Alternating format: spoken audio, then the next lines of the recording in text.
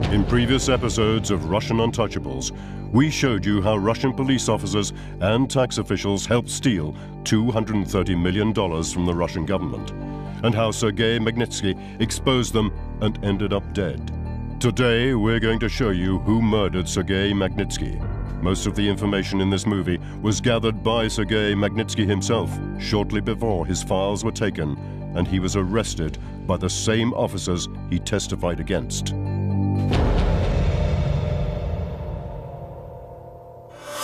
Sergei Magnitsky traced the $230 million tax theft to an organized crime group headed by a 44-year-old convicted criminal, Dmitry Kluyev. In 2008, Sergei Magnitsky decided to document the group's crimes and expose it. He didn't realize that he was about to expose the crimes of the Russian government itself. Sergei Magnitsky learned that 13 years ago, Dmitry Kluyev, the head of the organized crime group, was just a petty criminal. He first shows up in police records on the 3rd of June, 1998, when he was arrested after beating a man he caught leaving the apartment of his girlfriend. Within 5 years, Kluyev had become an important organized crime figure. On March 16, 2003, just as he and his wife were leaving the Starlight Diner in Moscow, a professional assassin waiting in the car park tried to kill them with a 6.35mm pistol. Kluyev's bodyguard was shot in the stomach and was seriously injured, but Kluyev and his wife escaped unharmed. However, it was Kluyev's financial schemes that most interested Sergei Magnitsky. He found court documents showing that in 2002, the president of the Moscow investment bank Renaissance Capital, Igor Sergerian, brought in Kluyev to obtain a massive tax refund. This information came from the testimony of another Renaissance Capital executive, Yuri Saigodak, former general of the KGB.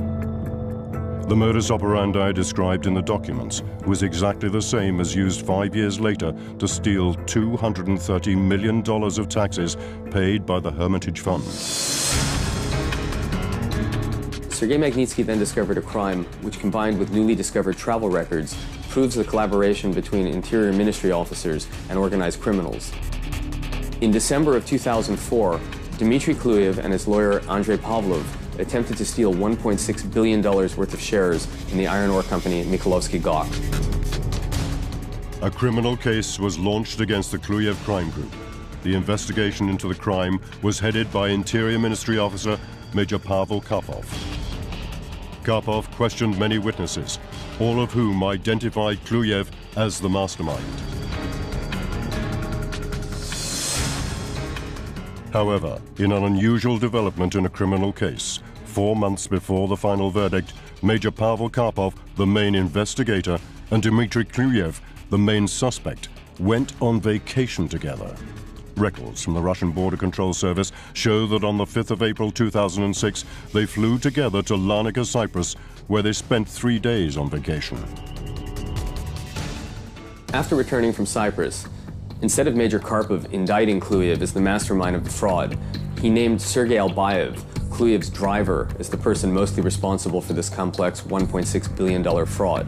But Albayev couldn't challenge this conclusion because he was found dead in the Rostov region, about 1,000 kilometers south of Moscow. According to the official autopsy, he died of heart failure. Karpov also named another low-level member of the Kluyev crime group, Alexei Alexanov, as another key player in the crime.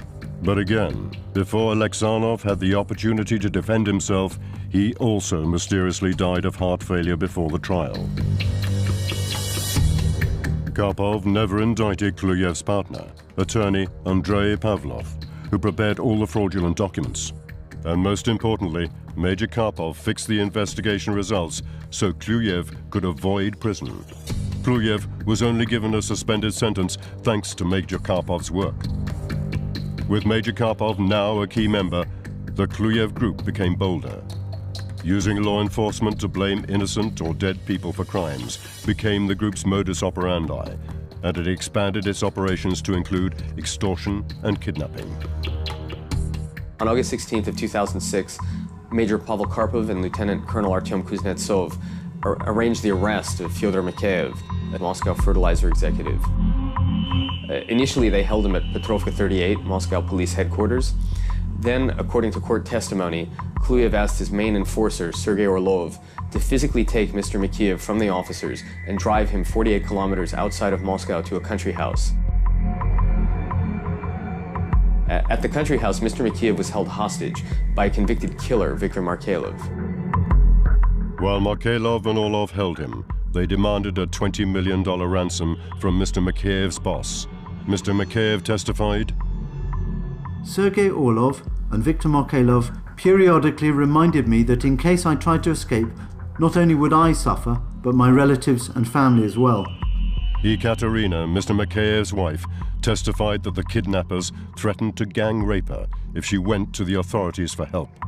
Would you like it if you were taken into a country house with many drunken men who would then rape you in a circle? Despite these ominous threats, Mrs. Mikheyev appealed to a different branch of the police. And on August 28th of 2006, a dozen heavily armed troops from the Federal Anti-Kidnapping Task Force stormed the house at about 3 p.m. They freed Mr. Mikheyev, they arrested Orlov and Markelov, and they opened a criminal case against officers Kuznetsov and Karpov, and they began to question Kluyev. Once again, corrupt Interior Ministry officers fixed their problem. The investigation of Karpov and Kuznetsov and the questioning of Kluyev was dropped. Orlov and Markelov were freed, and Mr. Mikheyev was rearrested and sent to prison for 11 years, where he sits to this day.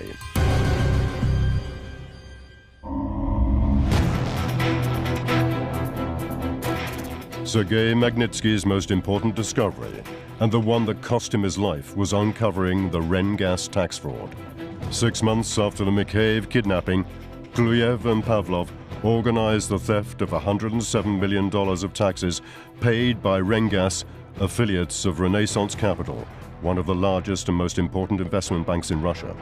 This was the same company whose president, Igor Sergerian, brought in Kluyev in 2002 to arrange tax refunds through the court system. Kluyev's attorney, Pavlov, working together with the heads of Moscow tax offices 28 and 25, organized a fraudulent tax refund of $107 million, paid by the two Renaissance Capital affiliates. The money was wired to accounts in the Universal Savings Bank, which was proven in court to be owned and controlled by Dmitry Kluyev. Shortly after receiving the fraudulent tax refund, Kluyev, who owned the bank that received the stolen $107 million, along with Olga Stepanova, head of Tax Office 28, who refunded the money, and Stepanova's husband, Vladlen, went on vacation to Dubai. They then traveled to Switzerland, where the Stepanovs held secret accounts with Credit Suisse. And on the 16th of January, Kluyev and the Stepanovs flew from Geneva to Moscow together on the same flight. Meanwhile, Interior Ministry officer Karpov, together with Kluyev's lawyers, Pavlov and his wife, who prepared all the court documents for the illegal tax refund, flew to London on the same flight and spent 5 days enjoying the sights and shopping for New Year's gifts. In Pavlov's wife's visa application, she confirmed to the UK Border Service that she and her husband Pavlov were traveling together with Major Karpov of the Interior Ministry.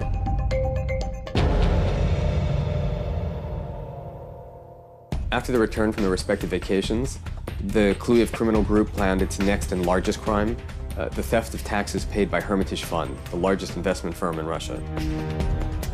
To plan this, the Kluyev group invited all the key players to meetings in Cyprus. According to the manifest of Kluyev's private jet, on April the 28th, 2007, Kluyev, along with Interior Ministry officer Artem Kuznetsov, flew to Larnaca on Kluyev's private jet.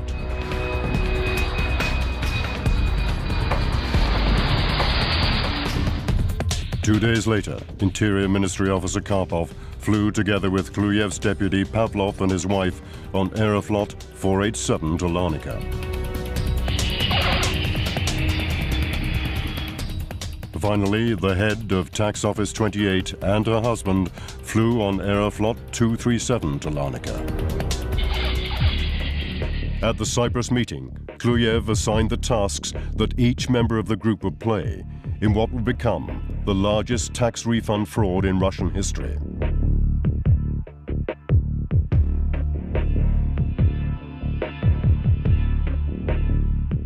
1 month later, early in the morning of June 4th, 2007, Lieutenant Colonel Artyom Kuznetsov led a team of 25 officers and raided the offices of Hermitage Fund and its lawyers.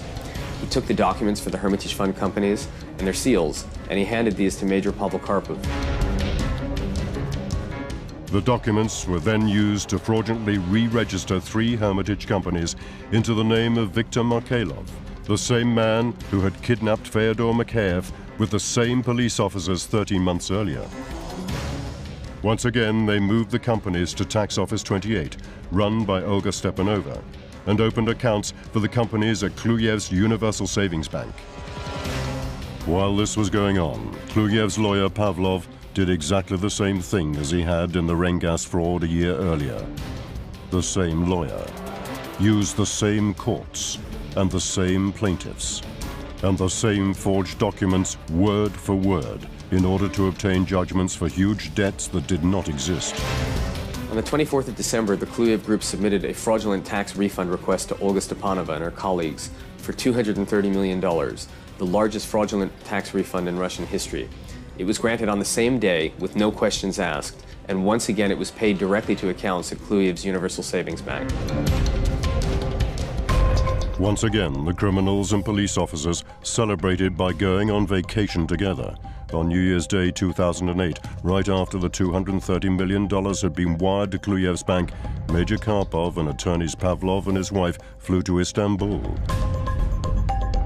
and returned to Moscow together 4 days later.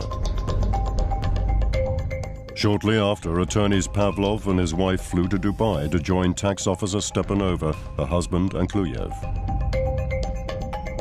1 week later, the tax officers began spending their share of the stolen government money on Dubai properties. Credit Suisse bank statements show that Vladlen Stepanov, husband of Olga Stepanova, who approved the refund along with 2 of Stepanova's subordinates from Tax Office 28, made 4 down payments from the same Swiss bank account to purchase $8 million of properties at the Kempinski Hotel and Residences, Palm Jumeirah in Dubai. In October of 2008, Sergei Magnitsky gave an interview to the Moscow bureau chief of Business Week magazine. He showed that all the tax thefts had been committed by the same people, and that the Kluyev criminal group had been systematically stealing hundreds of millions of dollars from the Russian government for years. He then testified against all the police officers involved. After the Business Week story was published, tax officer Stepanova and her husband panicked and fled Russia to Dubai.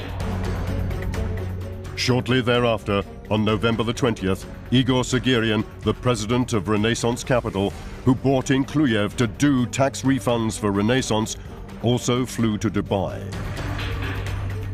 He was accompanied by Vladimir Jabarov, another Renaissance manager, formerly a lieutenant general of the FSB, the Russian secret police. 3 days later, the Stepanovs apparently believed that an effective cover-up plan was in place, and they returned to Moscow with Sergei on the same flight. They crossed passport control one after another.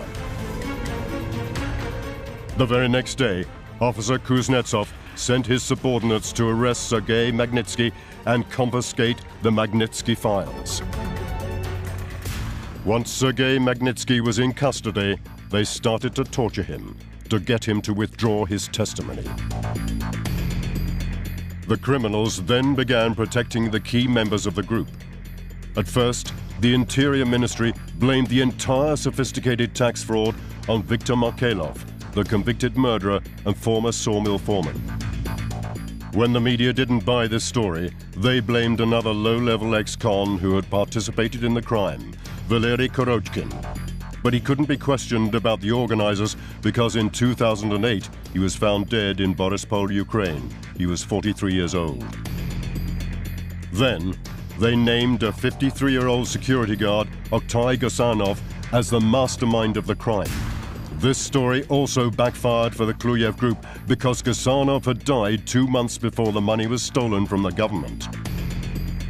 At this point, the press began reporting that Kluyev was the organizer behind the theft and that he owned Universal Savings Bank, which received all the stolen money. The Interior Ministry then announced that just before the stolen money was transferred to the bank, Kluyev sold the bank to a 55-year-old clothing salesman, Mr. Semyon Korobinikov. Mr. Korobinikov could also not be questioned because he died falling off a balcony in 2008. The Interior Ministry then exonerated all the tax officials, concluding that they were innocent and tricked into making the refunds. This was despite the fact that the tax officials had acquired $43 million at the time of the refund and were vacationing with the man who owned the bank that received all the money. Then the Interior Ministry announced the stolen money could not be traced because the truck carrying all the records of Universal Savings Bank exploded in central Moscow. The one problem that the Interior Ministry had was that Sergei Magnitsky would not be silenced. On October 14th of 2009, from pretrial detention, Sergei Magnitsky again testified against the Kluyev criminal group. 4 weeks later, on November the 16th, 2009, Sergei Magnitsky was found dead on the floor of an isolation cell. He had been handcuffed and beaten to death by 8 riot guards with rubber batons, the handcuffs lacerating his wrists as he struggled to survive. The official cause of death, heart failure, with no signs of violence.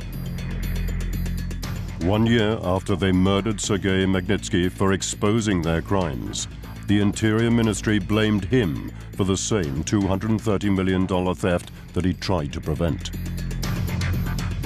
In the spring of 2012, the independent newspaper Novaya Gazeta, along with the Financial Times, revealed that after the arrest and murder of Sergei Magnitsky, the Kluyev criminal group received an additional $400 million in fraudulent refunds, authorized by the same Tax Office 28 and laundered through a new bank registered at the same address as the Universal Savings Bank.